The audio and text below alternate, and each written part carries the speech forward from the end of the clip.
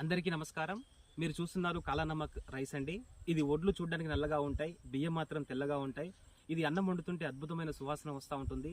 ఇది low glycemic index ఉంటుంది, అంటే షుగర్ ఉన్న వాళ్ళు కూడా 3 పూటలు తీసుకోవచ్చు. షుగర్ నియంత్రణలోకి వస్తుంది, లేని వాళ్ళకి భవిష్యత్తులో రాకుండా చేస్తుంది.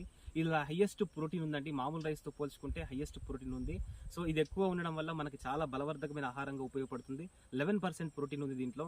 అదేవిధంగా జింక్ పోషకం కూడా చాలా ఎక్కువగా ఉంది.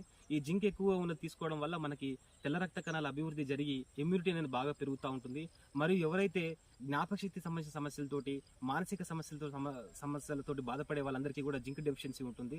ఈ ఆహారం తీసుకోవడం వల్ల పిల్లలకి మంచి జ్ఞాపకశక్తి కూడా వాళ్ళకి డెవలప్ అవుతూ ఉంటుంది. అదేవిధంగా చాలా మంది మహిళలు ఐరన్ డెఫిషియన్సీ తో బాధపడుతూ ఉంటారు. వాళ్ళకి ఈ బియ్యం పెట్టడం వల్ల ఈ ఐరన్ డెఫిషియన్సీ అనేది అధిగమిస్తుంది. వాళ్ళకి రక్త శుద్ధి, రక్త వృద్ధికి రెండింటికి ఉపయోగపడి చాలా రకాల అనారోగ్య సమస్యలు తీసేస్తుంది. కనుక ప్రతి ఒక్కరు ఇది వాడాలని కోరుకుంటున్నాను.